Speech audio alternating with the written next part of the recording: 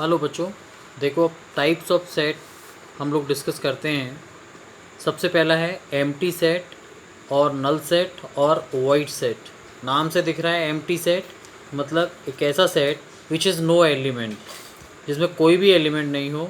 इसे रिप्रेजेंट करने के लिए सिंबल फाई का यूज़ करेंगे, ये फाई, या करली ब्रैकेट लिख के छोड़ देंगे, बीच में कुछ भी नहीं लिखेंगे। देखो एक एग्जांपल मैंने दिया, x set of x where x is not equal to x and x is a real number. तो हम लोग जानते हैं ऐसा कोई भी रियल नंबर नहीं है जो अपने इक्वल ना हो। तो ये क्या रिप्रेजेंट करेगा? एम्प्टी सेट को रिप्रेजेंट करेगा। सेकंड है सिंगलटन सेट। सिंगलटन सेट नाम से हमें पता चल रहा है which is only one element, यानी जिसके अंदर केवल एक ही एलिमेंट हो, है ना। जैसे एक एग्जाम्पल लेते हैं, consider a set of X where X is an even prime number. मतलब एक ऐसा प्राइम नंबर जो इवन हो। आप लोग जानते हो केवल एक ही प्राइम नंबर ऐसा है जो इवन है, दैट इज़ 2। यानी केवल एक सिंगल नंबर है, तो ये सिंगलटन सेट हो गया। सिंगलटन सेट के देखो और एग्जांपल्स, 0 भाई एक ही एलिमेंट है, या 5 को अगर हम ब्रैकेट के अंदर लिख देंगे तो ये सिंगलटन सेट होगा, है ना। ये एम्प्टी नहीं रहा, अब ये सिंगलटन सेट बन गया। अगर अकेला 5 है देन इट इज़ एम्प्टी, है ना। ऐसे लिखेंगे तो क्या हो जाएगा? Singleton set. अगर हम ब्रैकेट के अंदर एक खाली ब्रैकेट लिख देंगे तो भी ये क्या कहलाएगा? एक सिंगलटन सेट कहलाएगा, क्योंकि एक ये अकेला एलिमेंट होगा। ये इसमें केवल एक लेटर है, so it is a singleton set. ठीक, अब इसके आगे बढ़ने से पहले हम लोग एक इम्पोर्टेंट टर्म कंसीडर करते हैं, cardinal number of A set. Cardinal number का मतलब है कि किसी सेट के अंदर कितने एलिमेंट हैं, इसकी काउंटिंग। लिखते कैसे हैं? Number of elements in A. तो बता दिया number of elements in a set, ये क्या कहलाएगा? Cardinal number of that set. जैसे a is equal to A B C, कितने एलिमेंट हैं? 1 2 3, then we write N A is equal to 3।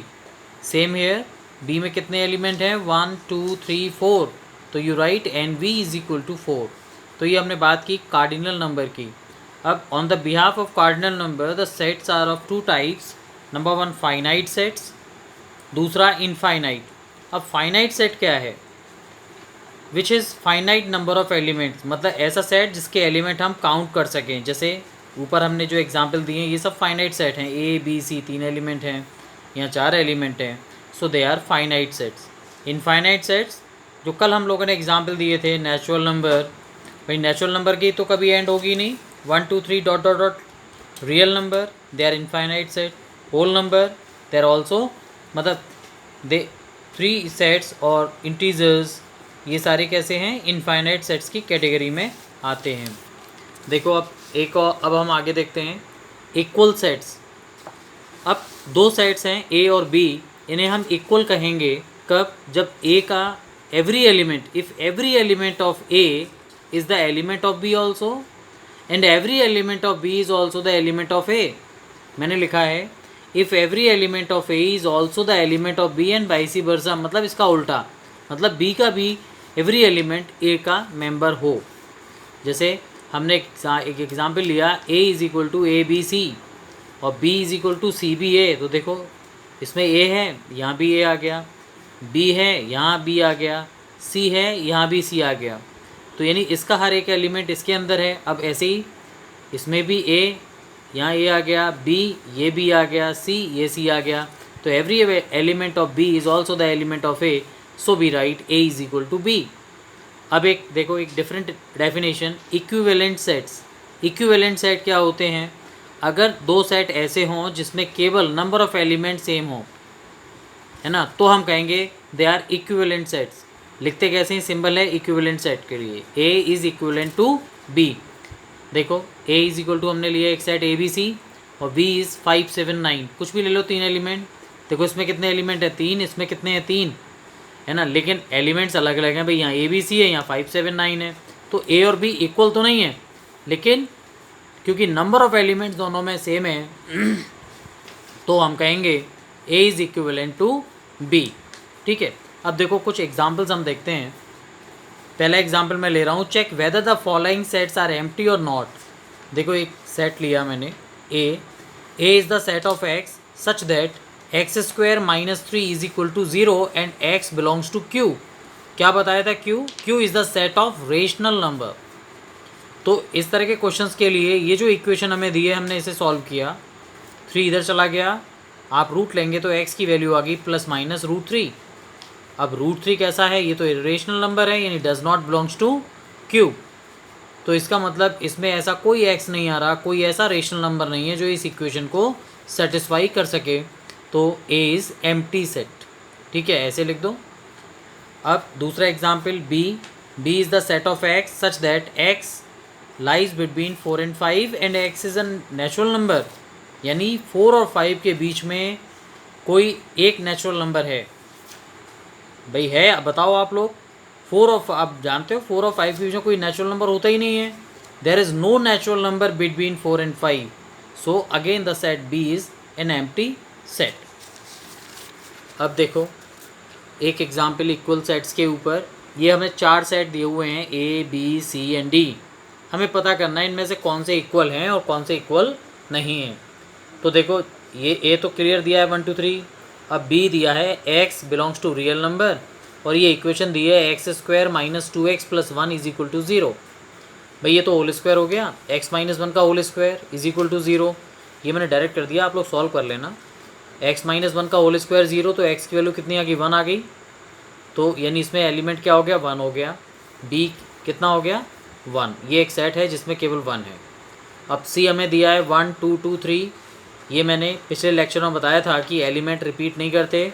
ये जो 2 2 बार लिखा हुआ है इसे केवल एक बार लिखेंगे, 1 2 3।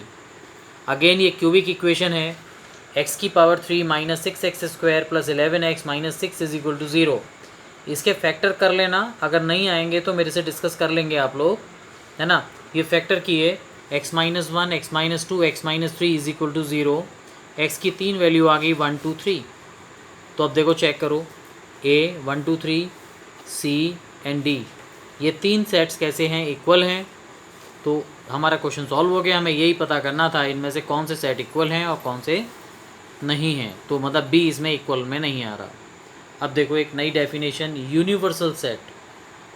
यूनिवर्सल सेट, इसे देखो U बड़ा कैपिटल U बना लेंगे, हल्का सा सिंबल यहाँ ऐसे मार्क कर देना जिससे पता चलता जाए कि ये यूनिवर्सल सेट को रिप्रेजेंट कर रहा है। रीज़न ये है हम कैपिटल U का आगे भी यूज़ करेंगे, इसीलिए दोनों में डिफ्रेंशिएशन होना चाहिए, तो थोड़ा स्पेशल सा U बनाना है इसके लिए। देखो ये कुछ नहीं है, it is a bigger set. ये एक बड़ा सेट है जिसके अंदर किसी क्वेश्चन में के सारे सेट्स आते हैं। मतलब डेफिनेशन क्या लिखी? It is a bigger set that contains all the sets under consideration. For example देखो हमने ऊपर में A लिया है 1 2 3, ये 1, ये 1 2 3, ये 1 2 3, ऊपर जितने भी सेट लिए हैं इन सभी को कंटेन करने वाला हमने कोई एक बिगर सेट बना लिया। 1 2 3 4 5 6 7, देखो सारे सेट के एलिमेंट्स आ गए ना इसमें, 1 2 3 आ गया, 1 आ गया, ऑब्वियसली सब आ गए।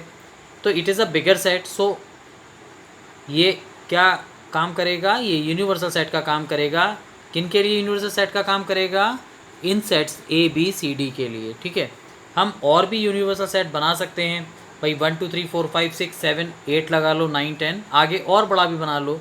इसलिए मैंने यहाँ बिगेस्ट नहीं लिखा, मैंने लिखा it is a bigger set, लिख भी दिया एट्सेट्रा। ठीक है, अब देखो ये तो ज़्यादा इंपॉर्टेंट नहीं है, केवल इतने से काम चल जाना है। अब देखते हैं ये सबसे इम्पोर्टेंट आ रहा है, सबसेट। सबसेट क्या है? अब देखो एग्जाम्पल से कंसीडर करो, ए हमने लिया 1 2 3, बी में लिया 1 2 3 4 5। तुम देख रहे हो ए का एवरी एलिमेंट 1 भी इसके अंदर है, 2 भी है और 3 भी है ना।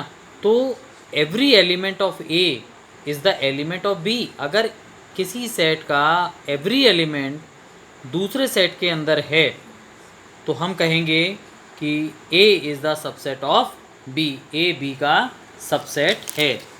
इसे लिखेंगे कैसे? A is a subset. ठीक है, इस तरह का साइन बनाओ और नीचे इक्वल का साइन और लगा दो। ठीक है, A is a subset of B.